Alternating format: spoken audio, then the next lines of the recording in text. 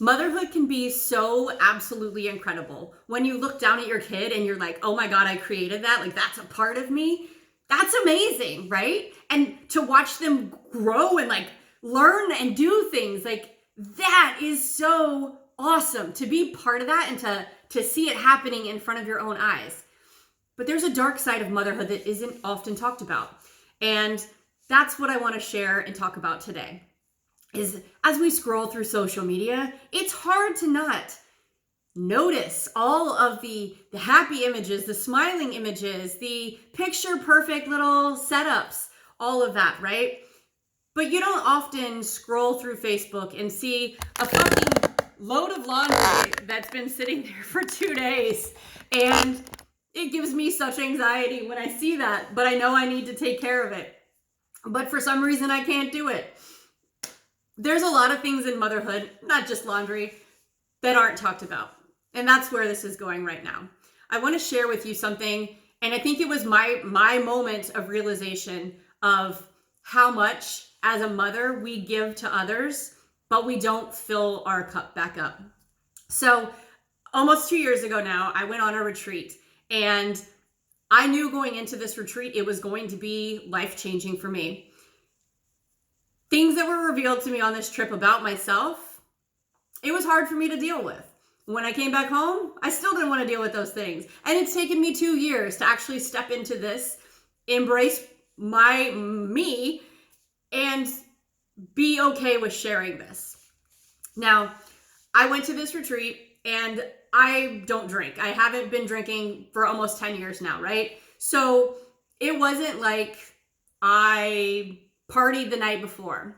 So here's what happened. I had to get up for a workout with somebody that I have been dying to I've had like this connection on TV for years, right? And now I'm finally in the presence of Sean T. There's only a handful of us, and we're going to be working out with him.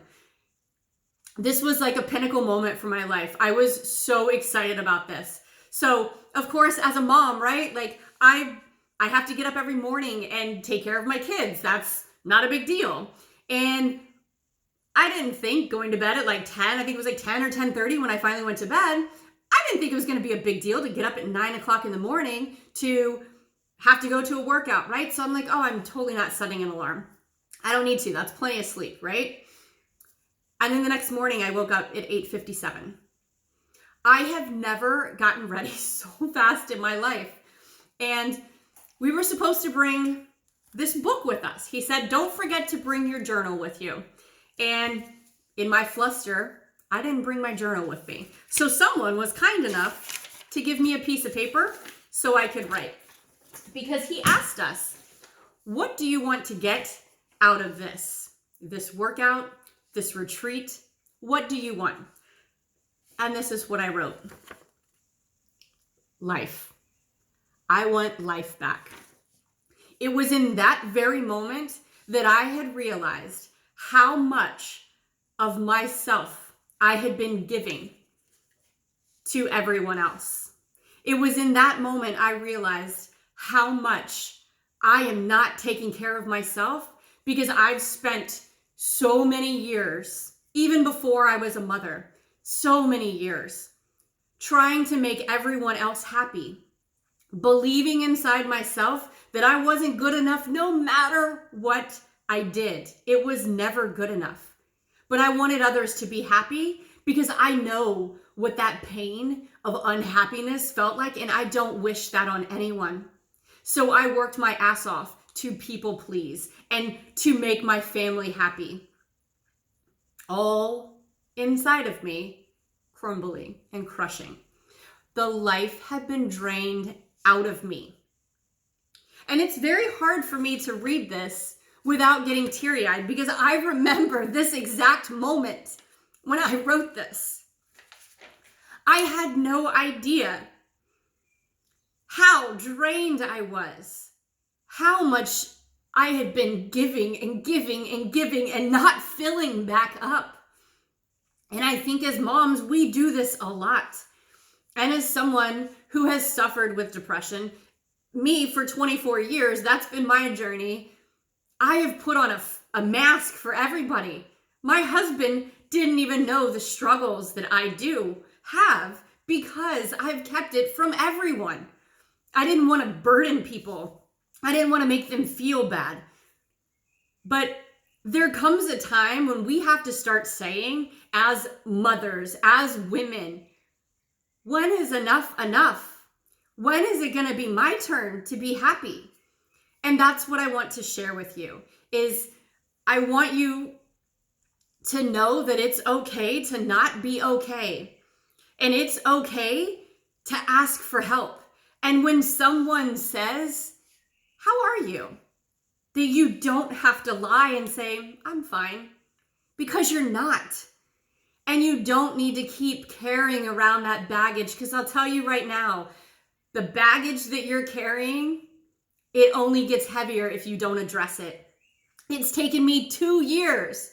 If you read in this journal all the things that I said I wanted, it's taken me 2 years to be able to step into this role and be the person that I wanted to be and talk about this right here, depression and being a mom and the dark side of it. And why, as women, we need to come together and speak about this, because we can't keep carrying this burden inside ourselves. It is draining the life out of us.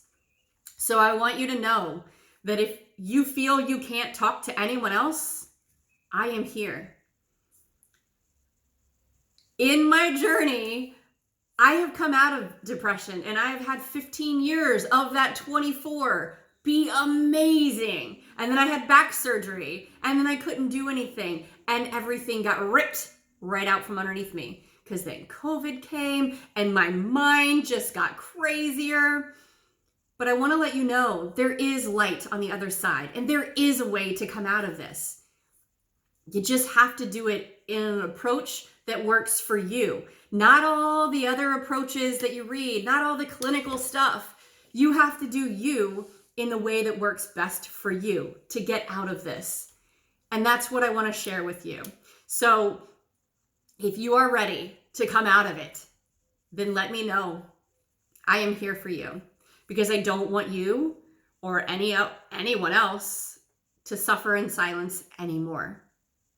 You deserve more, and you are enough right here where you're at in this moment.